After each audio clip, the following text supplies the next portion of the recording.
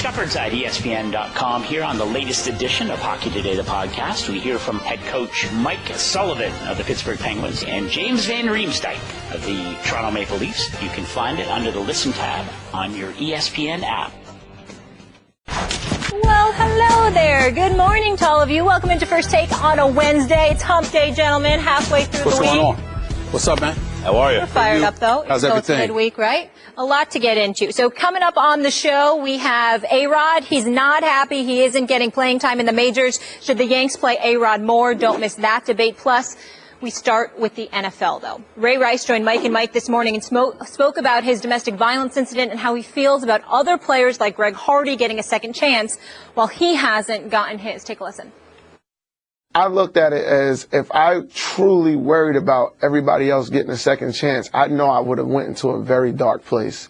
So, just being totally honest with you, I just kept working. I kept grinding. I just kept doing what I was going to do. I kept bettering myself as a person. I kept taking care of what I had to do with my family, and I kept persevering through them tough times because I knew that I had to, I couldn't bail on my family. The people who love me most were still looking at me and looking up to me to keep going. So I really didn't pay too much attention to other guys getting second chances. One thing I did was take full ownership of what I did and understood why I'm not getting a second chance. And I understand that.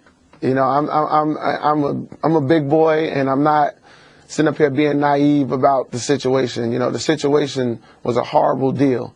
But if you look at my life from where it was before the incident, and you look at everything I did after, this is where I can say you can take one guy and look at a situation who did almost everything right before everything, but did everything right after and tried to make the best out of the situation, then, that's me, and I don't want to say I'm one and done because I don't think it's over yet, but I'm just yet to be the guy to get the second chance. So, but my second chance is already, it's beautiful. Like I said, I'm not in trouble. I'm making difference in kids' lives. I'm going around telling a real story about being a guy who lived the dream, who also lived the nightmare. I got a chance to taste my own words. I used to preach to kids, 1 or 2 bad decisions, your dream could become a nightmare. Well, I'm in a very unique situation because I lived both of them. And more importantly than playing football, what I can bring to a locker room will be bigger than the game to a football, to a young guy. I've been through it all, but I also know I have a lot of game left. All right, Ray Rice opening up on his current situation on Mike and Mike. Stephen A., does he deserve a second chance? I think he does. I think he deserves a second chance. I think that he's been deserved a second chance as it pertains to the incident in question. And believe it or not, regardless of whether he wants to say it or not, I don't believe it's because of him. I believe it's because of the transgressions made by others who still find a way to remain in the NFL. If you have those individuals in the NFL, the Greg Hardys of the world and others, who show a significant less level of contrition compared to what Ray Rice has done, when you compare what Ray Rice has employed and what he has exercised in terms of bringing attention to the issue of domestic violence, I appreciate Greeny Mike Greenberg on Mike and Mike this morning articulating for the masses that regardless of what we've all been exposed to as men, we never truly knew how deep and how significant this issue was in the American fabric until Ray Rice came into being. I have 2 relatives that were the victims of domestic violence. I witnessed it growing up, got myself in some trouble because of the things that I did to the individuals that put their hands on my family. But when you see it, you really think that it's an isolated incident. And then when Ray Rice comes out and then you see the numbers that were out there and how 85% of the victims of domestic violence are women and how prevalent it is in our society, obviously you have an obligation to assist Ray Rice in bringing attention to that matter. And the fact that he's going about the business of doing things the way that he does things warrants a second chance. But I also think that he has to be realistic. They're usually thinking you're pretty close to finished anyway as a running back in the NFL by the age of 30. Ray Rice was talented and good, and he was rough and rugged and he was tough, but he was never confused as being Adrian Peterson or anybody like that. And even though he averaged better than 4 yards a carry every season in his career until the last one, the last time we saw him prior to this domestic violence incident, he was averaging 3.1 yards a carry. Now, he attributed that to an injury when he was talking to Mike and Mike this morning. That's fair, but this has been that's been said about him for quite a long time. And it's the first time I've ever heard that brought up. So it seems a bit convenient that he's coming up with that excuse for his 3.1 yards per carry during that particular 2013 season. So in that regard, I think that has a lot to do with him not getting a second chance. I also think, obviously, you have a lot of teams that are very reticent because even though we're a society that prides ourselves on giving second chances, you have a plethora of individuals out there who don't want you to ever get a second chance. They don't want Ray Rice to get a second chance. They didn't want Michael Vick to get a second chance after Michael Vick served 18 months in a federal penitentiary, Leavenworth, for the whole dogfighting scandal. You have some folks in our society, they're just not that willing to forgive. And so you look at it from that perspective. And then here's another thing that's working against Ray Rice. The Baltimore Ravens, Steve Buscemi, I have to say this because this is very important.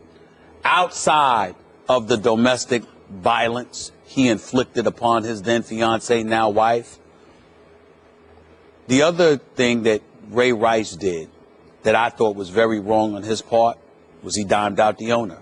The owner had privately texted him or emailed him, I forget which it was. He was basically saying, you're a Raven for life, Max. You're a Raven for life. We'll take care of you, et cetera, et cetera.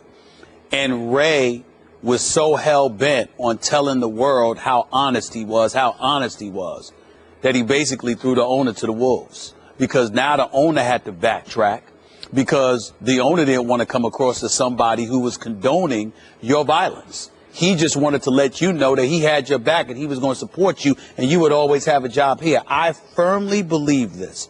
If Ray Rice had never done that, I think the city of Baltimore, remember, we saw women outside the stadium in the aftermath of the Ray Rice incident, supporting him being allowed back into the NFL.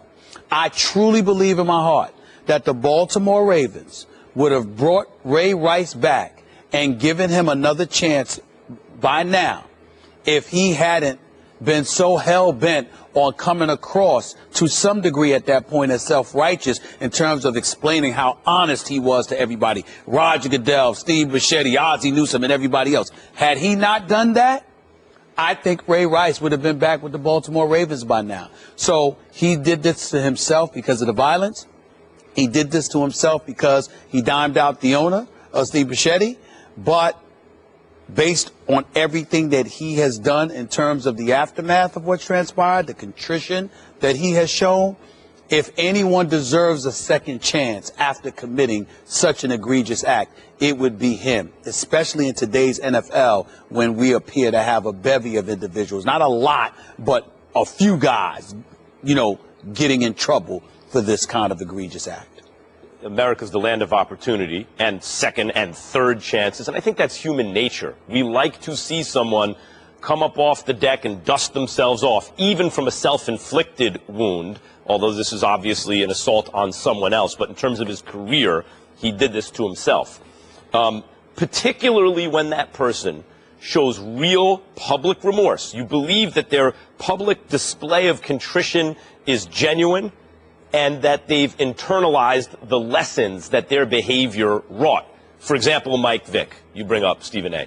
Michael Vick was involved in a real moral crime, but his behavior since then seemed to be of someone who had internalized the lessons that he learned, who simply wasn't parroting what he thought everyone wanted to hear, but it became part of himself. He made himself a better person. And then the question becomes, after time, there's still people who can't get over what Michael Vick did and don't want to forgive him and don't believe he ever deserved a second chance. But there are plenty of others, and eventually he did get his second chance, who say, look, this is someone who made a terrible mistake, did the crime, did the time, paid his debt to society, has become a better man, now deserves this opportunity. Here's the problem with Ray Rice as it relates to that. Number one, you brought it up, 3.1 yards a carry.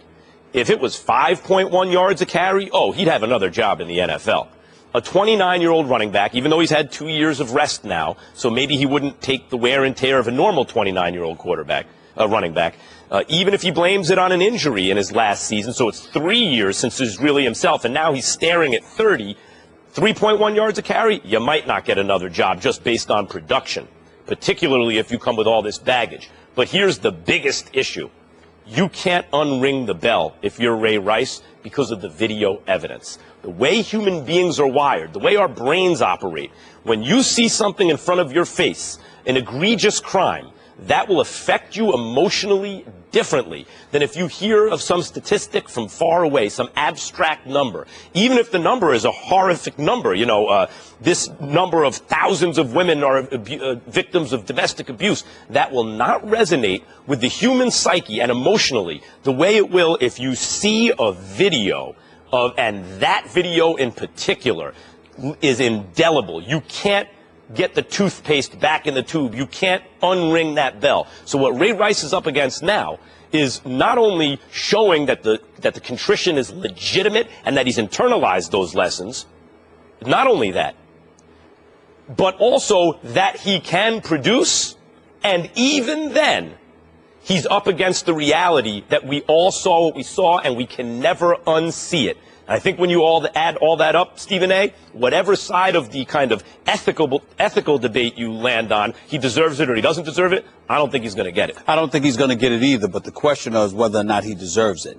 And I think you deserve it because you always want to show people that you got a shot at a second chance. The problem is his lack of production. The problem is that he's alienated the one franchise that would be incentivized to bring him on board, because he was pretty much a pillar of the Baltimore community. He was an individual that was beloved by the locals there.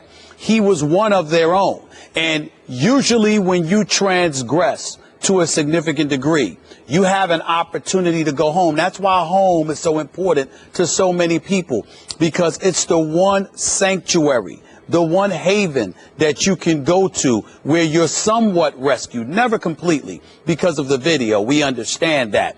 But if there's anybody, despite the video, that could take him on board and a community would stand up and say, we forgive you. We'll never forget, but we forgive you, and genuinely mean it, it's most of the people in the Baltimore community, which is why it was absolutely foolish for him to feel this need to be so honest that he would come across as throwing ownership for the Baltimore Ravens under the bus. That's the last thing he should have done. And to me, that's the nail in the coffin. So I agree with you. I don't think he will get another chance. But should he? The only way he shouldn't get another chance is if the NFL and the people who support the NFL, meaning the patrons, went through each franchise and said, anybody that's associated with domestic violence, you're out of here. Anybody that's associated with acts of violence, you're out of here. If you get rid of everybody, then that's different. But because you've got some people still in the league, that's why I think with the level of contrition he has shown, that he could do a lot of good, because you bring a lot of, like Mike and Mike said, he's brought more attention to the domestic violence issue than anybody in recent memory. It's a damn shame he had to do it that way. It's shameful that he did it that way. Holly, as the only woman on the show and as a big football fan, where do you come down on Ray Rice right now? I don't think Ray Rice is going to get a second chance, and I think that's because of football. So what do we say it stands for? Not for long, and especially with the running back position and him being 29 years old and not coming off a strong season. And as you mentioned, maybe even if the Ravens were going to take a chance, he closed that door. And they've also said Justin Forsett looks phenomenal. As far as Ray Rice from the moral issue, I do believe he deserves a second chance. And like you mentioned, Michael Vick, and in contrast to Greg Hardy, he's done all the right things, at least publicly he appears, and showing his contrition and his remorse for the egregious acts and going through the protocol that the NFL has set up and the counseling and working on his family.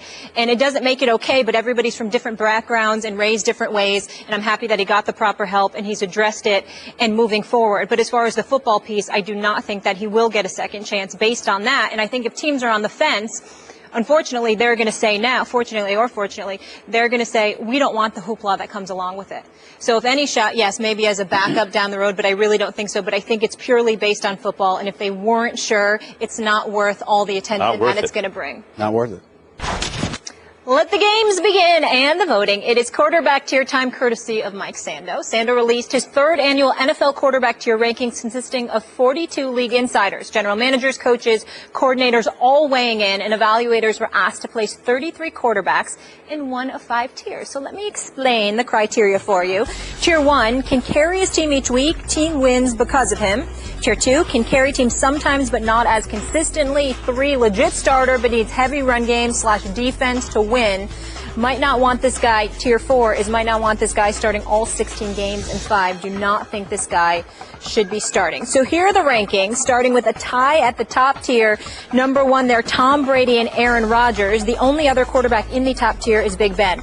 Now, not in the top tier, but first in tier 2 is reigning MVP Cam Newton. Other notables in the second tier are Russell Wilson at 6, Andrew Luck at 7, Eli Manning at 9, Carson Palmer is 10, and Tony Romo 11. Stephen A., that is a lot. Now that you've looked at that, or start with Max here. Yep. What's your biggest issue, Max, with this list? And I got a lot of issues. But before I get to my biggest, let me just say I don't think Stafford belongs in tier 2. He has a big arm, but it hasn't really translated yet. Maybe that's an arm talent issue, as Trent Dilfer would say. Drew Brees in tier 2. One of the greatest quarterbacks ever. 5,000 yards basically every year, more or less. Leads the league in touchdowns sometimes. One of the greatest quarterbacks ever. He's a tier 1 quarterback. I love the fact that Roethlisberger's tier 1. He belongs there. Russell Wilson belongs in tier 1, especially the way he ended the year. I believe Andrew Luck will insert himself there this year to never fall out again, or at least not for a while. The most egregious problem here, Stephen A., Cam Newton in tier 2? Cam Newton in tier 2, whose offense, the best receiver was the tight end, and he was the best running back. Cam Newton in tier 2, responsible for way more touchdowns than anyone else in football. We're just talking facts here. 6 more than the second place guy, who happens to be Tom Brady, who halfway through last year looked like a shoo-in for MVP. And then Cam Newton did what he did, and everyone said, okay, fine. Actually, Cam Newton may be supplanting Aaron Rodgers as the best player in the world. If you want, Stephen A., if you want to criticize Cam Newton, you have one legitimate criticism of Cam Newton that's possible. Because I don't want to hear about his arm or his decision-making. That's great. His pocket ability, his ability out of the pocket, that's great. His ability to inspire teammates, lead, all that stuff is great. I don't want to hear about not facing the press after a loss. What's that got to do with anything? Dabbing, what's that got to do with anything? Handing a football to a kid in the stands, is that a bad thing? You want to criticize Cam Newton, you got one legit criticism, and I have it of him. Cam, jump on that ball. That's it. It's the Super Bowl. If you come up, you've been stripped, so what? That can happen to anyone, especially the best defensive player maybe in the game. Von Miller strips you. Just jump on the ball and give yourself a chance. Don't jump away. That is the only legitimate criticism of Cam Newton that I can see. This guy, if he's not already the best player in the world, then it's Aaron Rodgers 1 and him 2. How he could possibly be considered a tier 2 quarterback when the criteria is can carry his team each week. I know they had a great defense. Don't get me. He won 15-1 last year. He didn't carry his team. This is insane. Cam Newton belongs in tier 1. Max Kellerman, I totally agree with you about Drew Brees. I totally agree with you about Russell Wilson. They're tier 1. I totally get that. I'm with you on Matthew Stafford as well. Shouldn't even be tier 2 right now. I got some legitimate questions about him. I got news for you, though. Cam Newton is not tier 1. Oh! Cam Newton is not tier 1. Really? Cam Newton is not tier 1. Cam Newton is a superstar. Listen up. Cam Newton is a superstar. Cam Newton can flat out ball. Cam Newton is going to be the best in the game. I understand he's the league MVP. When I'm measuring you as a quarterback, you got to give me more than one season. That's number 1. Number 2, total QBR last year, ranked 24th. What did he do last season en route to leading them to 15-1? He completed 59.8% of his passes, okay? We look at stuff like this. We get all of that. What I'm saying to you is that when you look at him, Carolina, they say Carolina allowed 32 points off 19 turnovers, good for a league low 1.7 points allowed per turnover. Okay, that had played a huge role in them starting off to a 14-0 start. The first 8 games for Cam Newton, he was suspect. It was the last 8 games where he really came on strong. His athleticism can't be denied. We can't omit the absence of Kelvin Benjamin and act like that didn't play a role in some sense, some semblance of ineffectiveness. I am in no way questioning the greatness of Cam Newton. But when you tell me tier 1, it's not just about what you did. It's about what you've consistently done and how reliable you are. Tom Brady's tier 1. Ben Roethlisberger's tier 1. Aaron Rodgers is tier 1. I get that. Drew Brees is tier 1. Russell Wilson, even though he's leaned heavily on Seattle's defense because of how they've limited teams in terms of points, because they've led the league in points allowed since 2012, and Russell Wilson hasn't had to do but so much last year with a suspect offensive line, without Marshawn Lynch, with suspect wide receivers. I mean, it was like New England Patriots, Pacific Northwest, because those are the conditions that Tom Brady usually has to work under, and Russell Wilson showed pocket presence, pocket ability in terms of passing the ball in the pocket, how judicious he is in running the football, fourth quarter comebacks, all of these different things. I'm looking at Russell Westbrook now and the level of maturity he has. Russell Wilson. I keep saying Russell Westbrook. I'm sorry. Russell Wilson. The level of maturity he has, I believe Cam is en route there. I think that very well it could be cemented this season, if not by next season, that Cam Newton is going to be better than everybody. I'm not saying he doesn't have tier 1 talent, but tier 1 production. Yes. That's the second half of the season. And by the way, if we're looking at the totality of his career, let's keep in mind, okay, he had 12-4 season the season before last. Last year he was 7-8-1. This year he was this past season he was 15-1. It's up and down, up and down. When I think tier 1, you must give me more than 1 year. This is not a lifetime achievement award. No, it's not a lifetime. I never said lifetime achievement. But when you tell me right now, I can't just lean on what you did last season. I have to lean on what I've seen in terms of your body of work. I am saying to you, I have questions as to whether or not the greatness of Cam Newton that we saw in the second half of last season is something we're going to see this season. He's not going to fall off the map. He's not going to stink. Cam Newton is big time. But when you talk about Brady, when you talk about Rodgers, when you talk about Big Ben Roethlisberger, you weren't just talking about last season. You're not just clearly talking about not for Rodgers.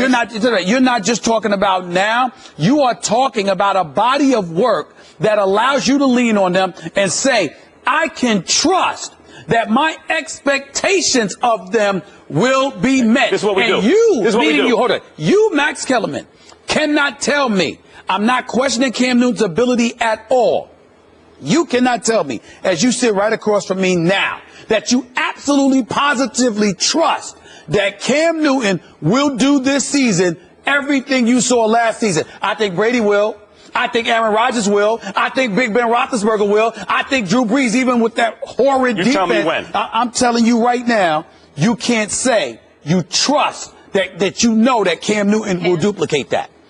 I trust that I know Cam Newton will duplicate that. We'll find out. If we are drafting a team right now, I can trust it. Let's exclude Aaron Rodgers because he's still. I would draft Cam Newton, yes. Cam Newton is only, based on what you're saying, body of work. That's why I still got Aaron Rodgers ahead of him. That, and he didn't jump on that damn ball. Otherwise, I'd already have Cam Newton. We're drafting teams right now, excluding Aaron Rodgers. I'm trying to win this year. I start with player 1 in the NFL-wide draft.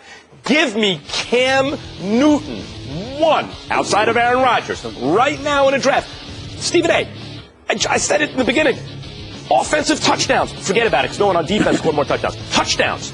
The name of the game, touchdowns. He was responsible for throwing or running in 6 more touchdowns than the number 2 guy in the league, and that was Tom Brady in that offense. I mean, what more could he do? And it's not like he had a lot of great targets. He was a one-man band on offense. It was unbelievable. Let me tell you who Cam Newton is. This is for an old-timey reference, okay? Cam Newton is actually Mickey Mantle.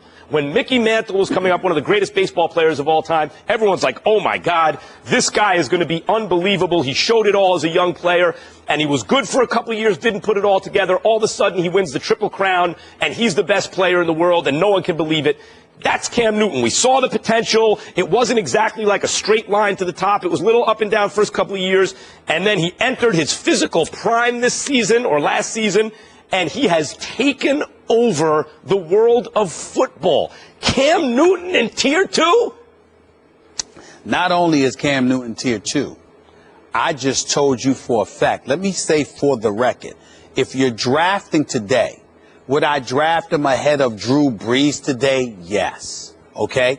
I would not pick, I'm just talking about for right now. I would not pick Cam Newton. And by the way, I think I should take that back because I think Drew Brees is Tier 1. I just think that he hasn't had the support from the New Orleans Saints that he should have. Right now, I think Cam is great. I think Cam is going to be number 1 probably in a year. But I'm telling you right now. You're a year late. Right now, I would pick Tom Brady over him. I would pick Ben Roethlisberger over him. Okay. I would pick Aaron Rodgers over everybody. Yeah, over Tom Brady? Everybody. Yeah, Aaron, You're crazy. He shouldn't be tied with Tom Brady. You guys missed Aaron Rodgers number 1. I'm sorry. How long you been hosting the show? Hold on. How long you been hosting the show? About a year. Okay. You trying to tell me you've heard me say that I would pick Tom Brady over Aaron Rodgers? No, but I don't think they should be tied. Tom Brady's his own separate category. What's up with the incredulous look and the histrionics and the shock and the awe? Like, when have you not heard me say I would pick Aaron Rodgers? Who is it I call a bad man? Yeah. Aaron Rodgers. Not as good as Tom Brady, but number 1. Tom Brady, Ben Roethlisberger, Drew Brees, and dare I say, and it's a toss-up between him and Russell Wilson. Okay, but Russell Wilson came on, it's also at the end of last year, amazing. He was playing the best quarterback during the regular season second half, I thought. Let me ask you a question. Did Tom Brady play in the NFL last year? Was he active last year? Yes. Right? Yeah. Was Aaron Rodgers? Yeah. Drew Brees? Yeah. I'm just checking now. Yeah. Russell Wilson played, right? Mm-hmm. Who won MVP? Can I stop you right there? Because they all played, and Cam Newton played too, and he won MVP. Time out. You talking to the wrong dude, because what's the major sport that I cover? Basketball. I'm sorry, did Michael Jordan win the MVP every year? He should have. No, but did he? No. So, all right then. So your point is moot. Okay. Stop. Okay. The point that I'm trying to make is, who deserved the MVP last year? Cam Newton. Okay. Let me finish. Okay. So it's not like Jordan. Jordan deserved it every year. Jordan deserved it every year. Cam Newton deserved it last year. Got it last year. Jordan got it a few times. He deserved it every time. Yeah. My point to you is this. Shaq didn't get it one year. He deserved it. Okay. Steve Nash got it one year. He didn't deserve it. These things happen. Your point is moot because you admit that Cam Newton deserved it. No, what I'm saying is this. Cam Newton deserved it for last year. 1 year does not make you a Tier 1 quarterback. Okay, let me ask you this. 1 year. If the 20, you're going to dispute that? Let me ask you're going to dispute that? Let me ask you this. If the 25-year-old quarterback is coming off a season where he led by 6 in touchdowns the entire league, right, and he won, as you admit, rightfully the MVP, right? You like whose odds? If you're, doing the odds, whose odds do you like better? Max, the 26-year-old quarterback or the 40-year-old quarterback? We have to go. Let me say this.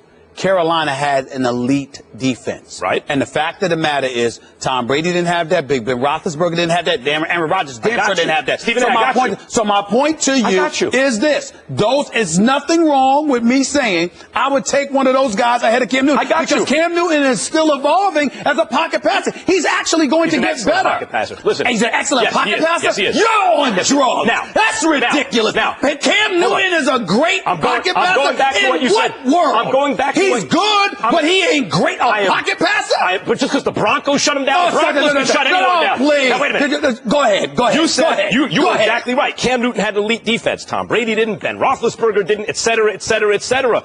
I'm not talking about the defense. I'm talking about the fact that he led the world in touchdowns. Touchdowns. That's offense by a lot. So the fact that you gave him a great defense made him 15-1 and put him in the Super Bowl. That's right. The criticism is jump on the ball. That's it. Which is when his pocket presence became a liability.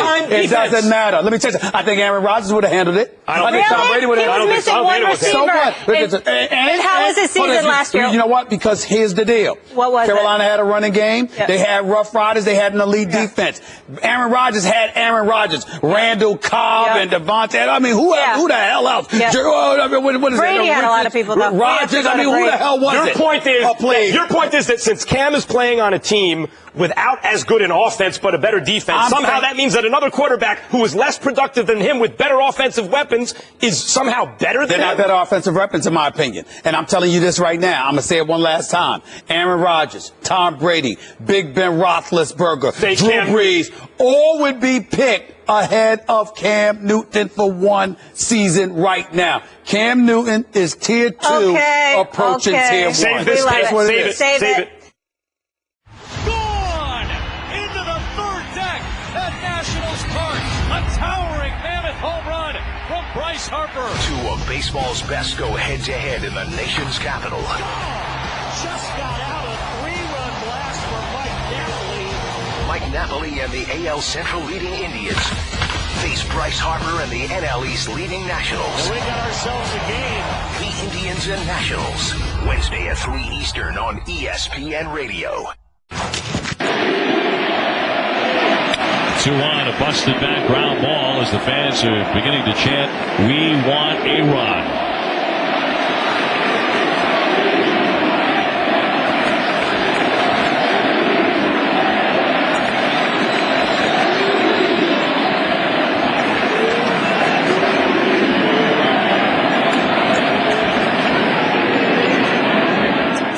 Even though the Red Sox fans clearly wanted A-Rod, Yankees manager Joe Girardi announced that he won't start until Thursday against the Red Sox when Boston is scheduled to start Stephen Wright. Yeah, I'm disappointed. I mean, when I heard him say that I can actually play in all 4 games, I was really excited to get some at-bats, and I don't know what happened. So I guess I play on Thursday. Rodriguez will play his final game for the Yankees on Friday when they host the Rays. Stephen A., does A-Rod have a leg to stand on in terms of his complaints? He actually does. I can't believe I'm saying it, but he actually does. Who are you and what have you done with Stephen A? He actually does. Here's the deal. I believe that A-Rod is a serial pathological liar. I think that he's a 2-time cheat that we know of. I think his suing the Yankees, Major League Baseball, the Players Association, team doctors, etc., is as egregious as it gets. I think he warrants no one's sympathy per se in that regard. I think the fact that he's still allowed to play in Major League Baseball and collect a check and go out with some semblance of dignity should be more than enough. That was before the weekend. Over the weekend, it was the Yankees who elected to have a press conference. It was the Yankees who sit up there with their crocodile tears. It was the Yankees, whether it's Brian Cashman, the general manager, or Hal Steinbrenner, the son of former great owner George Steinbrenner, God rest his soul, now owns the Yankees, talking about all the contributions he has made to the franchise. It was folks like that who were willing to answer questions about Monument Park.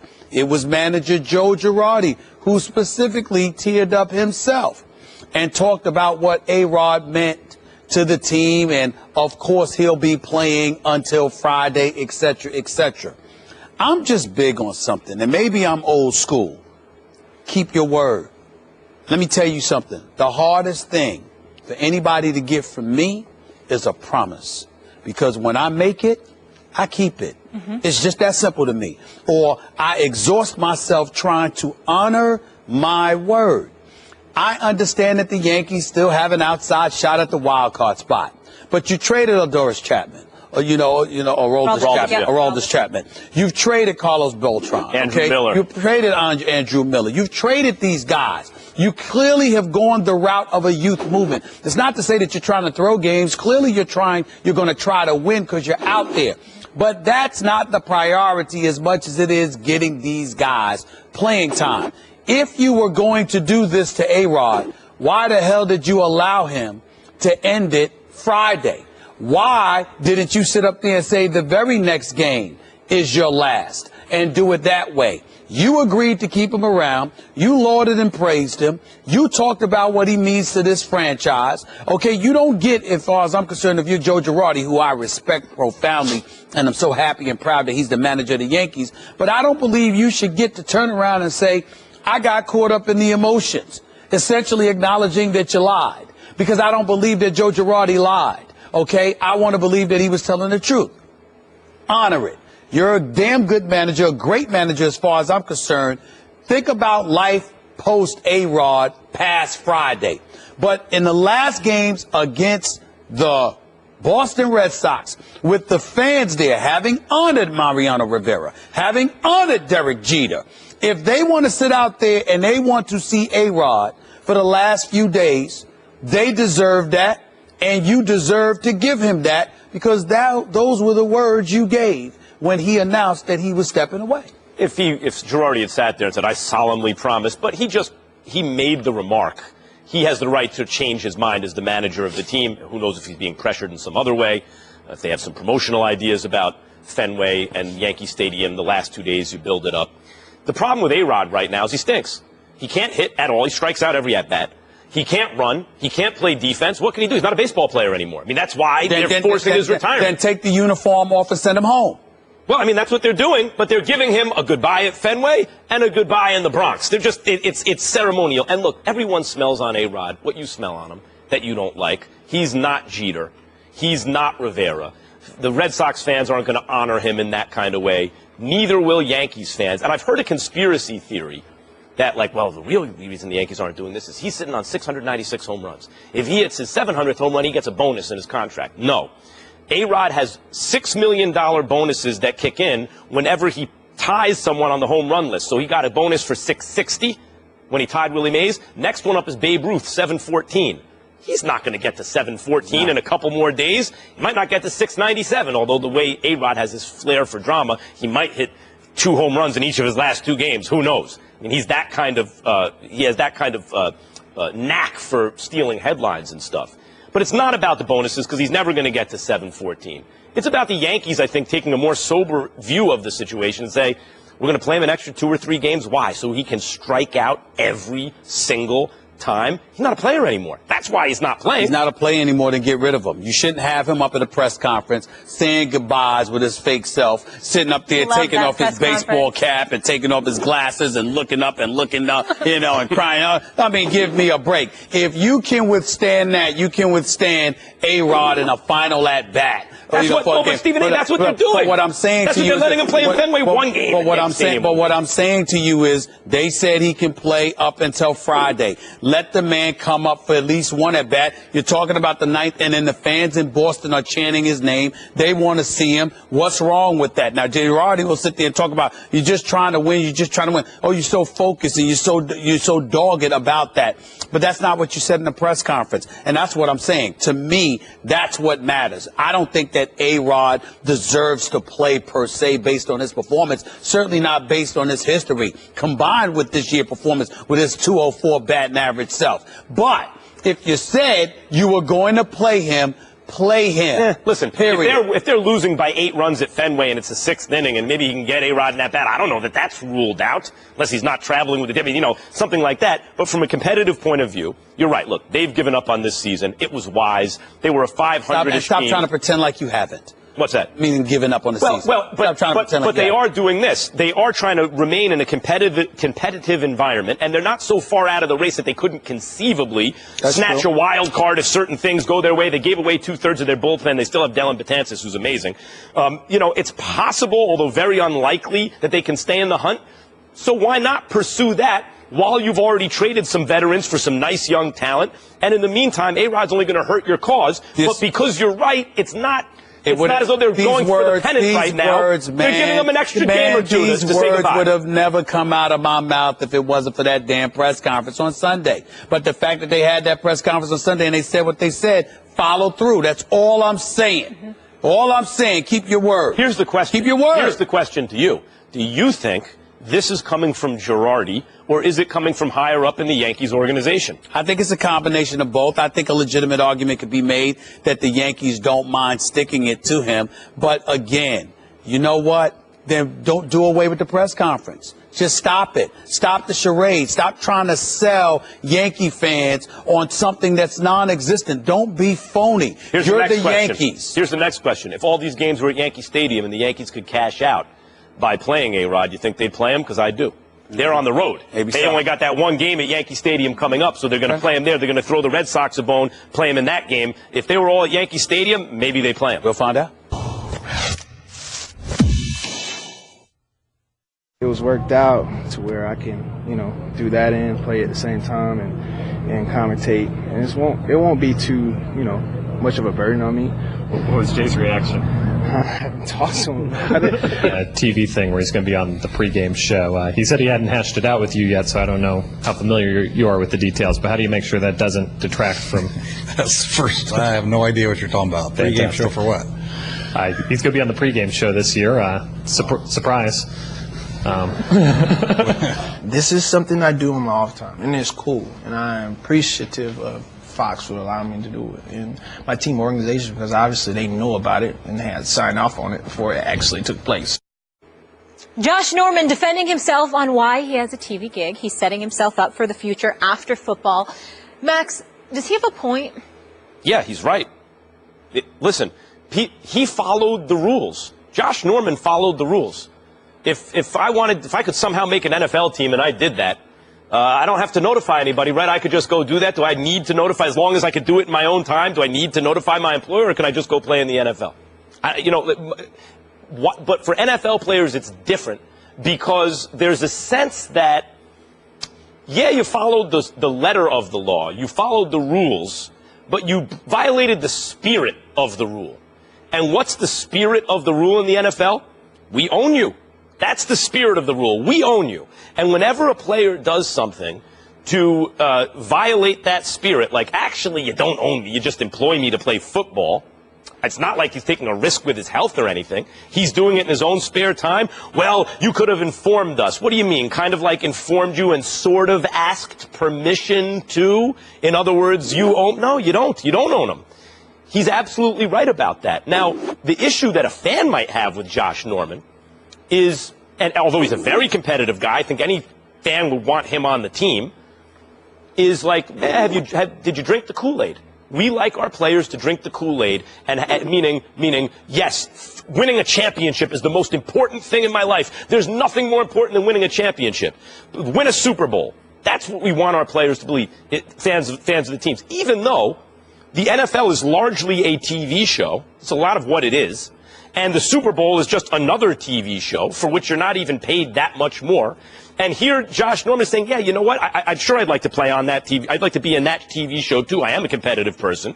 But you know what? I also have this other TV show I'm going to do, and I don't need to ask you guys about it. I agree with him, Stephen A. I don't.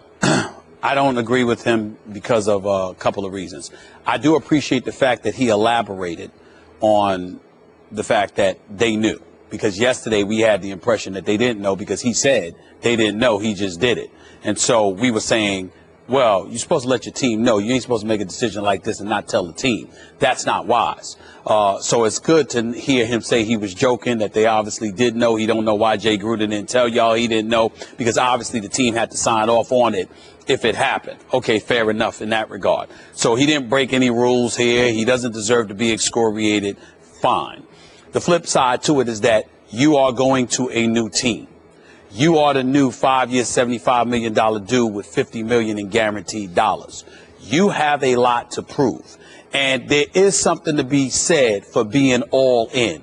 Now, it's not for me nor anyone else to question the work ethic and the commitment of Josh Norman. He wouldn't be where he is today, coming from where he came from, being undrafted, working through the practice squad, etc., to get to the point that he's at. We understand that.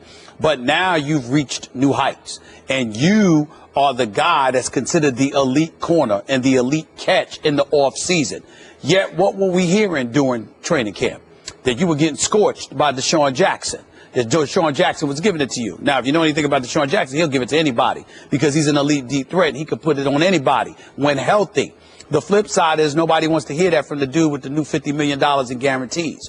And then you have to take into account, his mouth. I love Josh Norman. Love talking to him. He's a good dude. I wish nothing but I root for him all the time.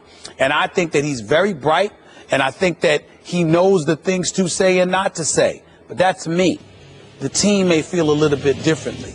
And so going to a new team, considering how loquacious he is, considering the kind of guy that he is in terms of speaking his mind and what have you, now you're worried about having to reel somebody like that in. And if you're a team, you want to know about all of this before you agree to give him $75 million and $50 million in guaranteed dollars. But that wasn't the case. And then when you say it's your off time, we all know that in the NFL, your off time is the off season. Even on off days, it ain't your off time. Why? Because football is that complicated. Football is that vicious. Football is that suffocating. And it literally consumes you for a 6-month period.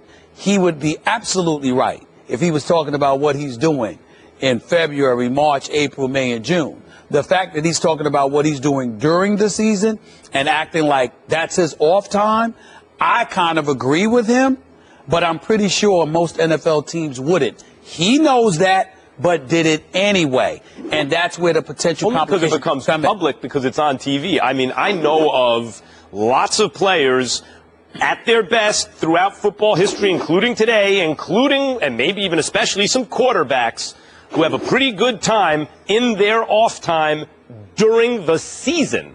It's not necessarily on television, but it would require just as much effort. It's just as much of a distraction, if you want to call it that. This is just being made public because it's the nature of TV, that it's public. I don't think that just because it's during the season, he's not entitled to off time. I don't think so either. What I'm saying is it doesn't matter what he thinks or you and I think.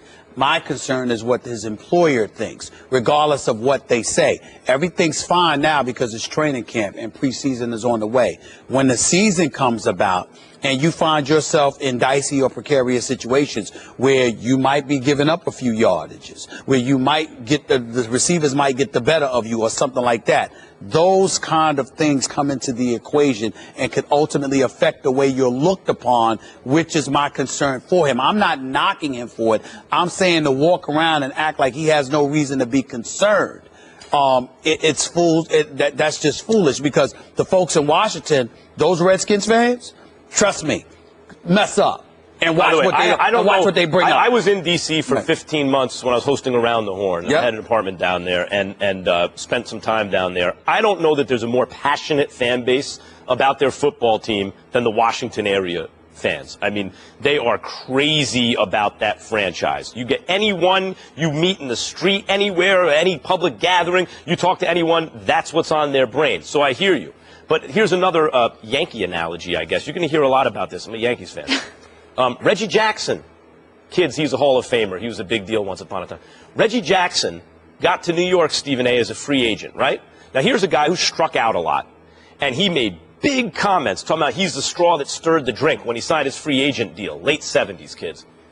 Who does this guy think he is, and blah, blah, blah. And he struck out plenty in big situations, in clutch moments, hurt the team at times by striking out. Feuded with the manager, Billy Martin, the owner, George Steinbrenner, teammates, Thurman Munson, the whole thing. But in the World Series, he hit 5 home runs, 3 in a game, and they won the World Series. So he's Mr. October. If you are Josh Norman, or you're the type of guy to bring this kind of attention on yourself, you might get burned. In fact, you will get burned at times by Julio Jones and Des Bryant and Odell Beckham Jr. and Antonio Brown, because there's no containing these guys with these rules in this NFL. That's going to happen from time to time, just like Reggie Jackson struck out. But when the chips are on the line, if Josh Norman performs, then none of this stuff matters. In fact, it only makes it all better. Really, what it comes down to now is he's applying more pressure to himself to come through when it matters most. And the question becomes, do you think he's the kind of guy who's going to do it or not? I think he is. John Saunders, one of the familiar on-air faces on ESPN for nearly 30 years, has died. Saunders covered college football, basketball, and the NHL for the network, in addition to hosting SportsCenter and most recently, the Sports Reporters. He was born in Canada. Saunders was an all-star defensiveman in junior hockey leagues of Montreal before becoming one of the most prominent broadcasters of his time. He was also a founding board member of the Jimmy V Foundation for Cancer Research, named for his longtime college basketball partner. Saunders was 61. Stephen A., obviously we just heard this news, and I know clearly you're very emotional and close to him. I want to say I'm sorry, and how will you remember John? I can't,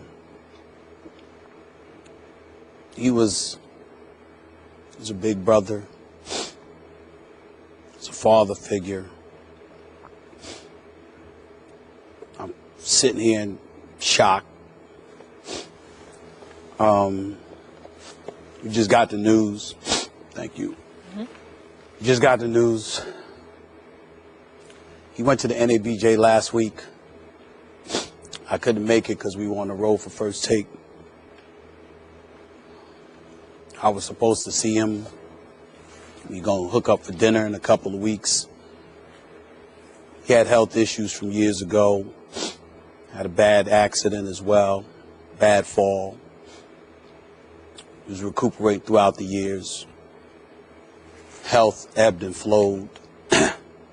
But somehow, some way, he always had the strength to give guys like myself the level of guidance, that big brother that we all needed. We talk a lot about great individuals that have worked at this company, especially my man Stuart Scott, who I still miss to this day. But I always called John Saunders the Godfather because he was one of the originals. When you think about ESPN, so many times we think about Chris Berman and we think about Dick Vitale as well as we should. Bob Lee, I call individuals like that the institution. Tom Jackson as well. But John Saunders was one of those guys. We worked together on NBA Countdown years ago. We always kept in touch. He always was a mentor and an advisor. He meant so much to me. I'm so incredibly sorry for his family right now and his loved ones. I really don't know what to say. I'm not used to being in this position. Usually you have some time to reflect and things of that nature. I just got the news a couple of minutes ago. I'm shocked. I can't believe it. I know how much he loved the sports reporters, being a part of that show. I know how much he loved being a part of the V Foundation in this fight against cancer. I know how much he loved working for this network, this company, Walt Disney, ABC. I don't think anybody truly realizes what we lost today. He was a phenomenal, phenomenal man. He was a father figure. He was a big brother. He was a mentor. He was an advisor. He was somebody that had been in this business for 40 years. He adamantly believed in being a pioneer and paving the way for individuals like myself and so many others, keeping this company's eyes on the prize as it pertained to giving African Americans opportunities in this business and at this company. Stuart Scott might not be here if it were not for John Saunders. Might not have been here had it not been for John Saunders. It's just a devastating loss, and I'm going to miss my brother. I'm going to miss him a lot. He's such a class act, and he's a staple. And I know, like you, Max, I started at ESPN right out of college at 22. And one of the first shows I ever worked on was College Football Live. And John Saunders was the guy. He was hosting it. And, you know, you're a nervous wreck. You're starting out. And obviously, he's one of the top talent, the big shot. And just in terms of how he ingratiated me, welcomed me, giving me feedback, he didn't need to do that type of thing, and just showing his character. And then when I left here and went to CBS in New York, I worked with his daughter, Aaliyah. And I just know the relationship, how much he adored his daughters and how much Aaliyah and his sister absolutely adored him. My heart is breaking for them and, you know, for the entire family. And she has a very bright future also in this industry. And, of course, just, yeah, class act in my own personal interactions with him is he went out of his way for you know, when he wasn't getting anything out of it. And those kind of people that really make the difference for us along the way. And it breaks my heart to Stephen A. see you so upset as well. But we lost a legend. We lost a great one in the media industry. I didn't have that kind of interaction or relationship with him, just in passing through the years. He's the kind of guy that makes this a great place to work. A lot of good people here, and he was one of them. I know you got emotional as soon as it happened, and Stephen A. has kind of been a mess, and been holding it together on the air in the last segment. And that's a tribute, I think, to the kind of man it's always strange to refer to someone in the past tense when they just passed, but the kind of man he was, that he has this kind of an emotional impact on and left that kind of impression on the people with whom he was close. And by the way, a terrific broadcaster. Of course, one of the great ones on and off the air. Yeah. He could do anything. No, everything. He could do anything. Any sport. Everything. Yep. He loved hockey. He was a proud Canadian. Yes. Always tried to get me to talk about hockey. Every chance he got, actually I told him there's no chance in hell I can't pull it off, but he was just that guy, and we lost somebody special. We did, a great one. And I'm sorry, Stephen A. John Skipper, president of ESPN, co-chairman of Disney Media Networks, had a statement. I'll share that with you. John was an extraordinary talent, and his friendly, informative style has been a warm welcome to sports fans for decades. His wide range of accomplishments across numerous sports and championship events is among the most impressive this industry has ever seen. More importantly, John was a beloved and devoted family man who cared deeply about people and causes, as evidenced by his long-standing efforts as a passionate board member for the V Foundation for Cancer Research. He was one of the most significant and influential members of the ESPN family as a colleague and mentor, and he will be sorely missed. Our thoughts are with his loved ones at this extremely difficult time. John Saunders has passed at the age of 61.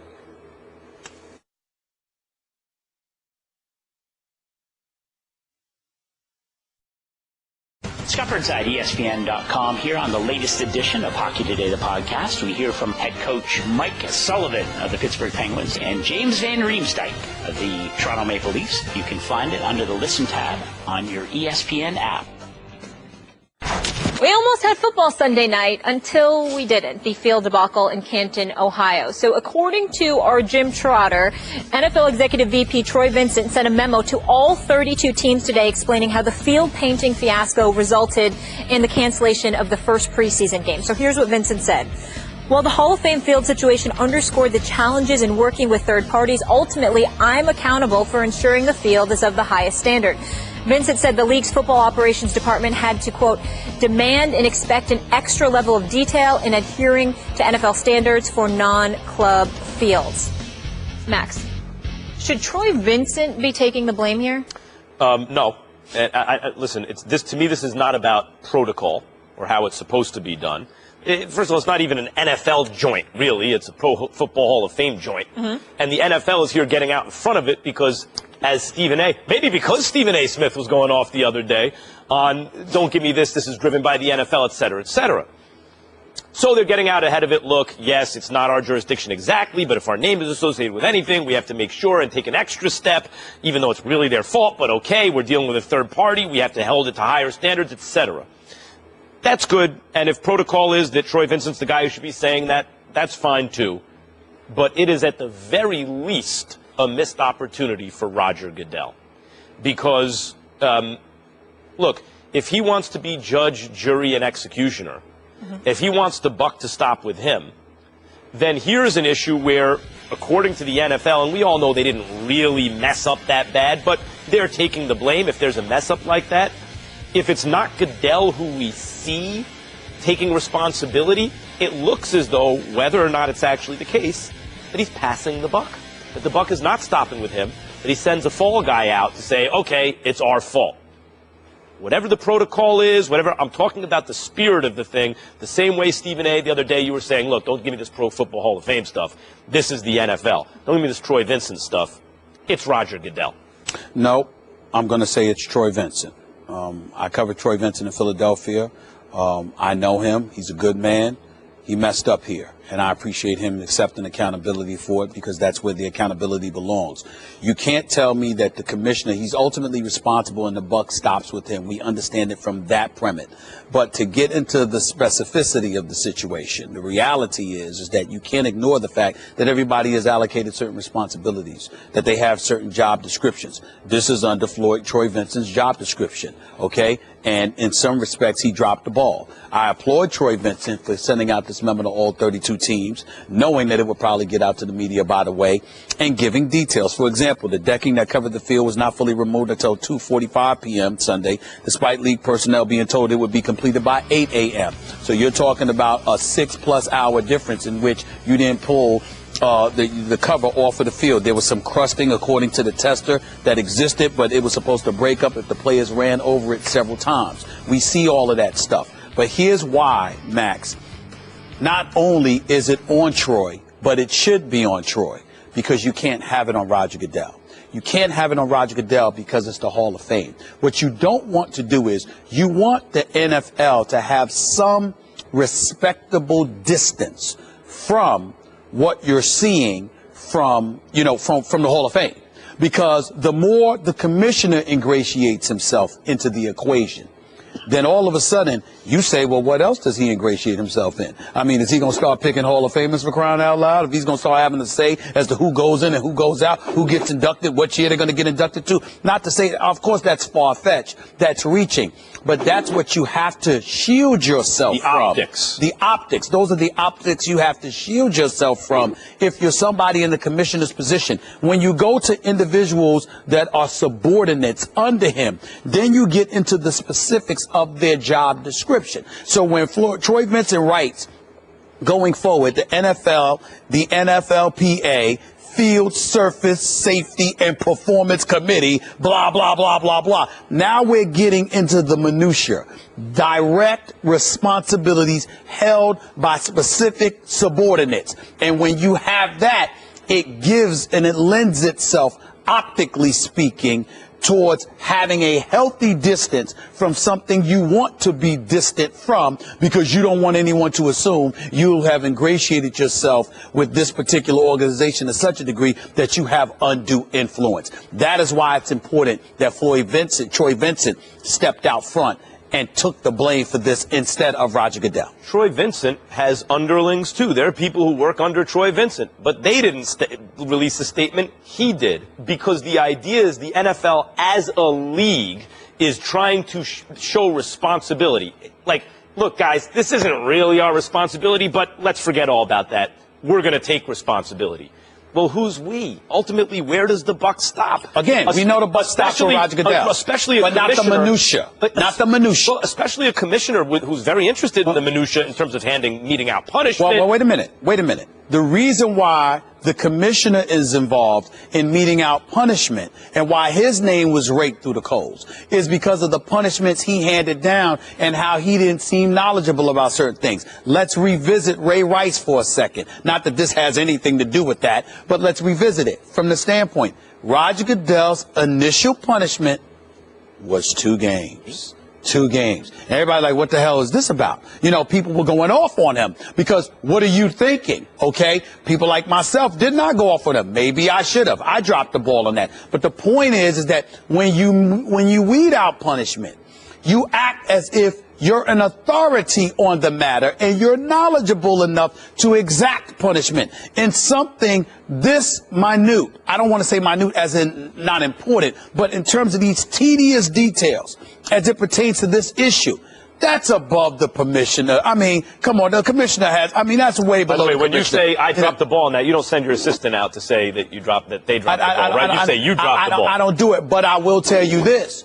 If I give my assistant certain responsibilities, like, for example, if somebody says, if I have my assistant make travel arrangements for Max and Molly, and she don't make those travel arrangements, I'll tell y'all my bad. Yes, you would. But I would also say, she dropped it, I'll deal with it. Right. Because she did. Right. If that would but have in that analogy, she's Vincent and you're Goodell. There you go. Yeah, right. So Goodell, again, I'm just saying. Both strong arguments on this one. I understand your point. You're probably not wrong. Maybe Goodell doesn't listen. It's such a minor thing. Do I need to have my name attached to something bad? Every time someone thinks my name, they think bad, negative, bad. Let's not do it this time. I'm just saying that if that comes with a job description, if you want to be involved in various levels of minutia and be the judge, jury, and executioner, it doesn't look, in terms of the optics from this point of view, and maybe Goodell's in a no-win situation every time something happens. If he does something, it's wrong. If he doesn't do something, he's wrong. In this case, it looks like he's shoving someone out to take the blame. Here's where Goodell's name should come into the equation. When people want not just refunds for their game tickets, but they might want their airline tickets reimbursed, their gas reimbursed, their hotels reimbursed. Now you're talking money. And if you're talking money for thousands of patrons who got who got messed over. Hey, Troy, don't tell them why they're not getting their money. Then the commissioner, that involves money. You see the difference? Not paint on a field that congealed. You're talking money now. That's when the commissioner should be heard. Troy, come here. You did such a good job telling everyone about the paint. Could you go out and tell them they're not getting their money back? Give me the ball guy today. There you go. Meanwhile, Art Briles has been out of football for less than 3 months after the scandal at Baylor led to his departure, but he still has a hard time coming to grips that the season is starting without him on the sidelines. Briles visited Cowboys training camp on Tuesday, watching practice with Jerry Jones, and had the following to say about his status. Briles said, quote, "I'm dumbfounded in trying to process everything as it goes, but it is what it is. Reality is reality, and so what I've got to do is redefine myself and start a new chapter, and that's what I'm doing, because I know who I am. I know what I've been for 60 years. So people may doubt what you say, but they'll always believe what you do. And I've always lived my life in a righteous manner." Jones believes Briles will coach again soon, saying he would serve as a reference for Briles if needed. Briles says he expects to be back in coaching by November or December. Stephen A., any problem with those comments? Somewhat. I want to preface my comments, Max, by saying I've met Art Briles a couple of times. He seems to be an incredibly nice man. He is not the one who was sentenced to 20 years in jail for sexual assault like one of his players. He is not one of the a bevy of other players he's had through his program that have been arrested and accused of sexual assault. He should not be viewed that way. But what I have a problem with listening to him is that he's not accepting the magnitude of his dereliction of duty as the face of the program.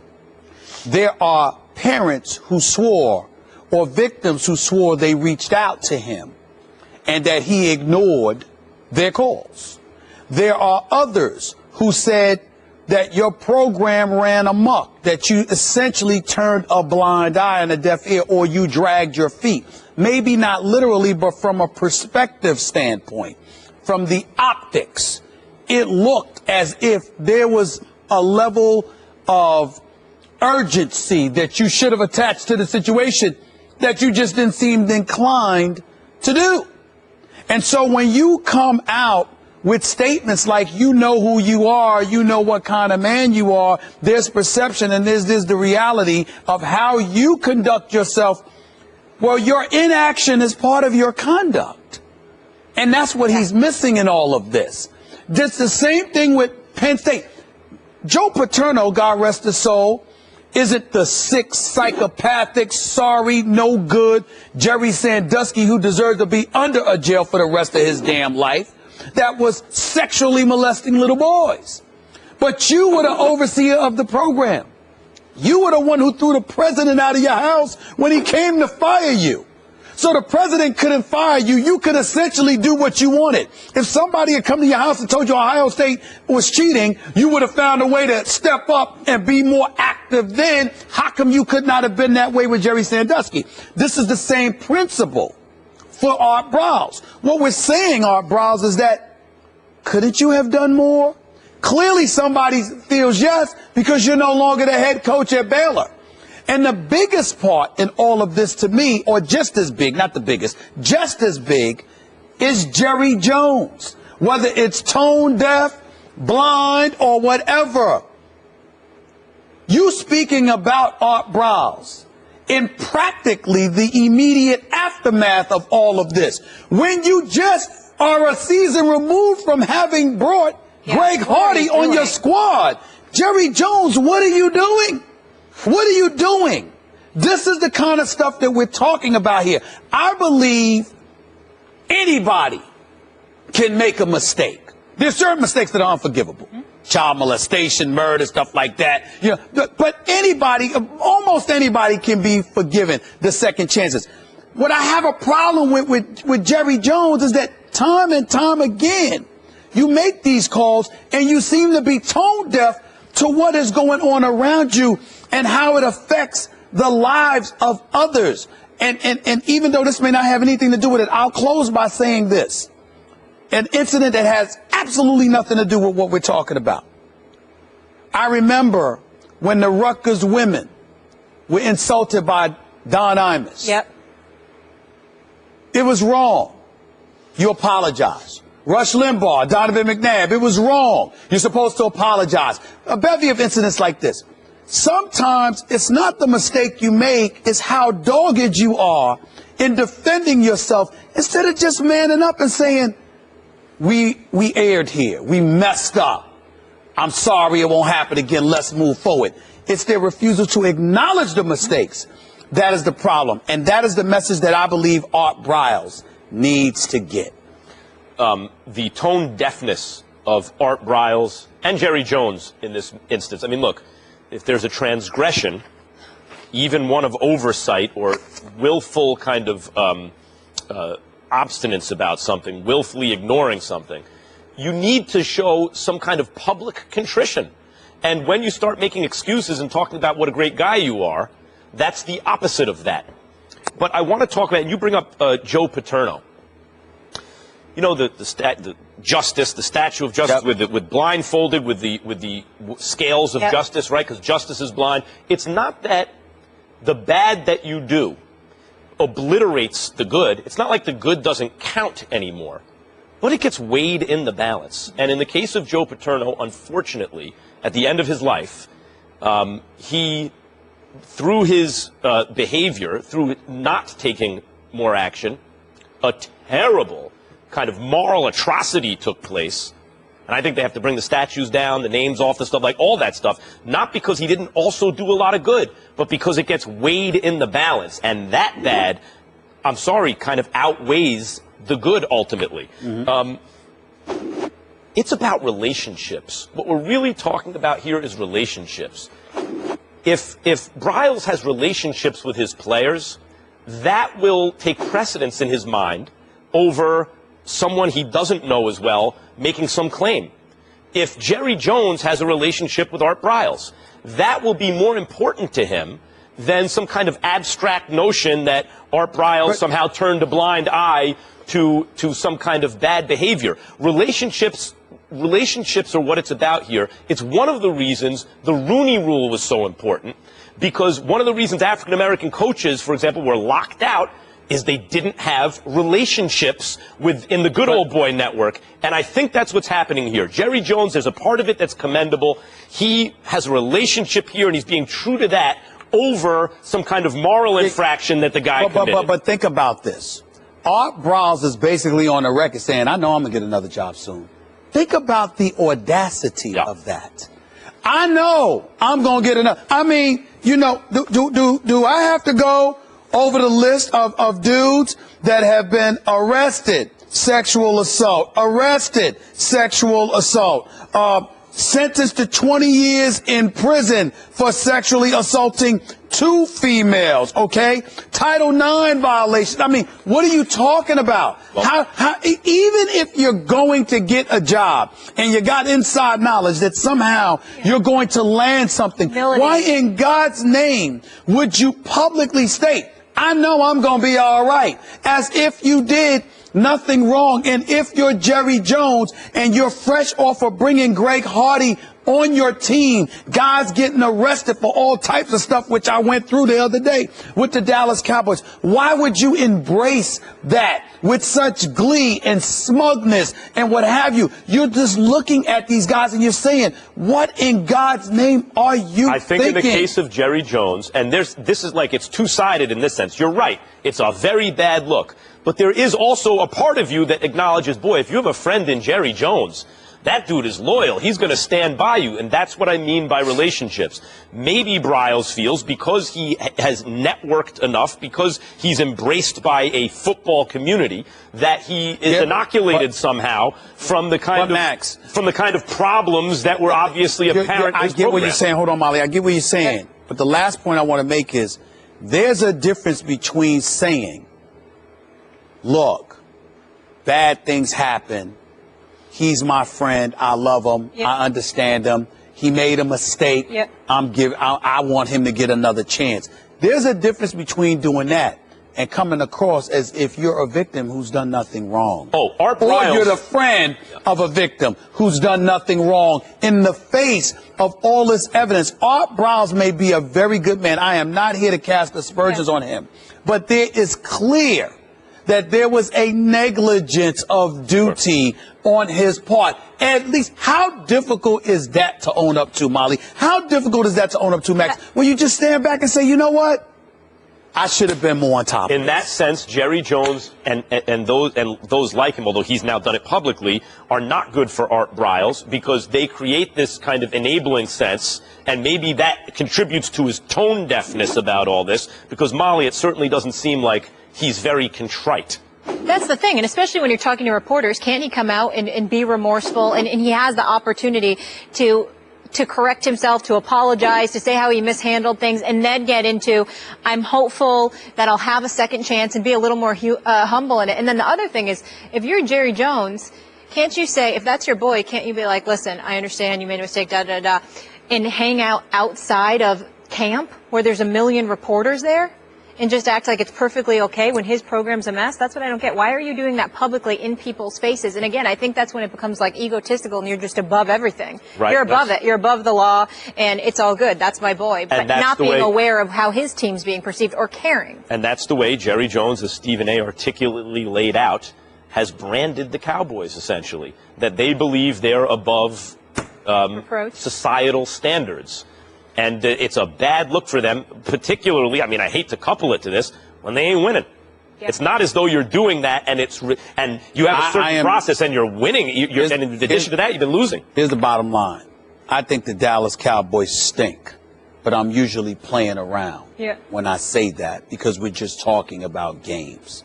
This is serious, and it just disappoints me how how lax Jerry Jones appears sometimes. There's no reason for that. He's better than that. And by the way, it was a law firm brought in to look at, like, I mean, it was independent. It wasn't like, I mean, this was what they found, and as a result of what they found, Bryles was dismissed. Manny Pacquiao confirmed that he will come out of retirement and fight WBO welterweight champion Jesse Vargas on November 5th in Las Vegas. Vargas is 27-1 with 10 KOs. His only loss coming last year to Timothy Bradley. Max, what does this fight say about Manny?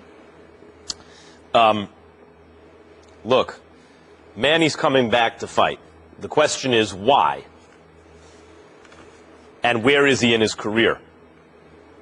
Terrence Crawford is one of the best fighters in boxing. He's sitting right there waiting for a fight with Pacquiao. He's a very dangerous fight. That's a 50-50 type of fight. I think most boxing insiders might even favor Crawford in that one. And that's a bigger money fight than a fight against Jesse Vargas. Vargas is a harder sell than Crawford. So if you're coming back and you'd rather fight the guy that's harder to sell for the money for a pay-per-view fight than the guy that's easier to sell for the pay-per-view fight, what does that mean? It means you're just doing it for the money and you're avoiding the bigger risk at this point. Jesse Vargas is a good dude. He's a broadcaster, too. Sometimes works for HBO and a real, genuinely good dude. Like, there's a fighter we had at a meeting the other day talk about when he was a kid, when he was coming up and he was broken, he had nothing, and Jesse Vargas would give him shoes and stuff, and the fighter's wife was in the fighter meeting, and she started to cry because of, like, what a good dude Jesse Vargas is, right? Really good guy. and a good, solid fighter. He's good. He's not bad. Not a big puncher, and the kind of guy where if he beats Pacquiao, that means Pacquiao is washed as a top-level fighter. So the fact that Pacquiao chooses to fight Vargas instead of Terence Crawford can only say one thing at this point, which is that he's just fighting for the money. I know it sounds naive in a sense because it's prize fighting. They're all fighting for the money. But he's fighting as like kind of a money grab while avoiding the bigger money for the more dangerous opponent. It doesn't say good things about where he is at the moment, Stephen A. It doesn't say very good things about him at the moment, but I don't think that it's as bad as you think. Let me tell you what I think it says about Manny Pacquiao. Manny Pacquiao is willing to steal money, fighting guys that are easier, waiting for Floyd Money Mayweather to come out of retirement and give him a shot so he can fight that one last big fight and call it a day and call it a career. That's what he's doing. If Floyd Money Mayweather can have his last fight against Andre Berto, okay, Pacquiao's like, why can't I have a fight against Jesse Vargas? Why do I need to go into the ring and potentially elevate the profile of a Terence Crawford, a Keith Thurman, or somebody like that, when indeed I can fight somebody who's a more winnable opponent? It keeps me a little bit alert and fresh. And in the meantime, I'm hoping that ultimately Floyd Money Mayweather will come out of retirement within the next year or so and give me a fight because I could potentially make $100 million off of that. That's what he's thinking, not jeopardizing anything until he fights Floyd Money Mayweather and not possibly losing, thereby elevating somebody else to be a more prime opponent for Floyd Money Mayweather. That's what he's thinking, in my opinion. That's 100% right. I mean, if you're talking about why he's charting this course, hasn't always been Pacquiao in the past. When Pacquiao was on top of the boxing world, even when there was a fight that was obvious that he could win, that's because it was a big money fight. If there was a bigger money fight, he would go to that fight. He's now at the stage in his career where he's going to smaller money fights. You're right. Ultimately, the payday is the Mayweather rematch. If it does half the business of the first fight, he's still going to make about $100 million. He's still going to make $100 million. And by the way, keep it in mind, getting put to sleep like he did by Juan Manuel Marquez will change anybody's kind of thinking. So, I mean, you can't walk into the ring assuming that you're going to stand up straight and beat anybody after you get put to sleep. Anybody can get stunned. Anybody can get dropped. Anybody can fail to get their faculties in order within 10 seconds. That could happen to anybody off of one good shot. But when you get put to sleep, like he got put to sleep by Marquez, that's going to change your thinking, and I don't blame him. I blame Floyd more for taking Andre Berto than I do for Pacquiao taking Vargas, because Floyd Money Mayweather could have walked in the ring with even a superior fighter to that and still make them look silly, whereas Pacquiao has evidence that shows he might need to be a little bit more careful. To that point, Vargas is not a puncher. I mean, he was able to hurt Timothy Bradley. He scored a knockout in his last fight, but you see only the 10 knockouts in almost 30 fights, and he's just not a puncher at either weight class in which he's campaigned. Andre Berto, by the way, for Floyd Mayweather, did under 500,000 pay-per-view buys by all accounts. And that was a far cry from the point where Mayweather was doing over 1 million pay-per-view buys against opponents who weren't the sexiest names in the world as everyone was waiting for a Pacquiao fight. The Mayweather-Pacquiao fight was such a dud in the ring that it affected the boxing business negatively. And that includes Floyd's business, and that includes Pacquiao's business. Right. The pay-per-view numbers are much smaller, and so you see now, Pacquiao, you mentioned him getting put to sleep. That's right. That will affect the way a guy attacks other fighters. He's still an attacking fighter, but maybe not like he was before the Marquez fight. And that affects your choice of opponents. When you look at Timothy Bradley, not a puncher. Jesse Vargas, not a puncher. Terence Crawford, who was one of the likely opponents here, is not only a superior boxer, but he can also bang if you come right at him. That's right, which is why Pacquiao should stay the hell away from him. If you have any shot, the only way Pacquiao should fight Terence Crawford or somebody like that, or Keith Thurman, somebody like that, is if there's no chance on earth that he'll get a chance to fight Floyd Money Mayweather. If that, for any reason, completely becomes an impossibility, then you take that risk. But as long as you potentially have Floyd Money Mayweather on the horizon, why risk? Exactly. No. Manny, not the only one not ready to hang it up in the association. Ray Allen is ready to come out of retirement, and we know why. A Boston Globe reporter said on CSN New England, Allen doesn't enjoy watching Steph Curry draining threes and wants to extend his three-point record to prevent Curry from breaking it. So looking at the all-time leaders in three-point buckets, Allen is currently 1,380 ahead of Curry. Steph has over 400 three-pointers last season, meaning that Curry could theoretically pass Allen within the next 5 seasons. Stephen A., how senseless is this reasoning for Allen's comeback? It's not senseless at all. It's just unrealistic. There's a difference. There's no way in hell that Steph Curry is not going to pass his record. Steph Curry is only 27, 28 years of age. He's got about another decade in this business, assuming his ankles hold up. And when you are a sniper, the way that he is, in the system that Golden State employs, there is no way on earth that Ray Allen is not going to get caught. Steph Curry will ultimately surpass him unless he gets injured. But if you're Ray Allen, the reason why it's not beyond the realm of comprehension is because you already got him by 1,000. Injuries could happen. If you're Ray Allen and you go into the right place, you can still shoot the basketball, get your shot off, and make the path towards usurping your numbers more realistic and more difficult. So I don't think that this is Ray Allen that we're talking about here, one of the greatest shooters in NBA history. What he's counting on is time working on his side. Get a few more threes in there, and then Steph Curry's going to have to stick around a little bit longer to catch me. That's what he's hoping. Quickly, if Ray Allen wants to say, hey, I want to play till they tear the uniform off me, and I retired 2 years ago, but I'm ready to come back. Good for him. It's not a full contact sport. You're not getting tackled. You're not getting punched. Not a combat sport. You should play basketball until they won't pay you to do it anymore. And even then, I get that. But the Steph Curry thing is misguided. Not only is he highly unlikely to stave Steph Curry off as many threes as they take nowadays, and as well as Steph Curry shoots it, but the memory of Ray Allen. He shot 37 and change % from 3 when last seen 2 years ago, getting wide open looks, which means that's not so good for him. It's not what he was in his prime.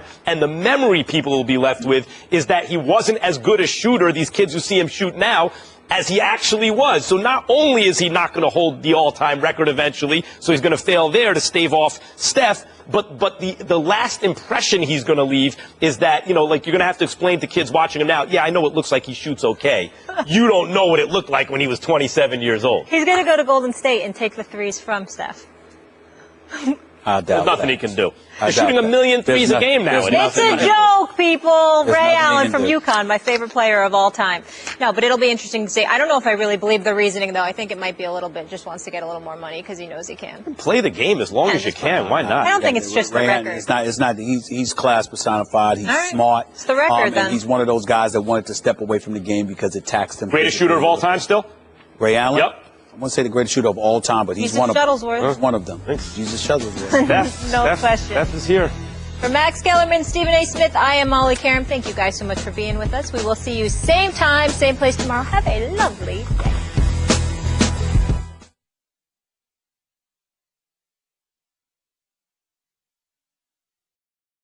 Two of baseball's best go head-to-head in the nation's capital. Home run, Bryce Harper. Mike Napoli and the AL Central leading Indians face Bryce Harper and the NL East leading Nationals. Wednesday at 3 Eastern on ESPN Radio.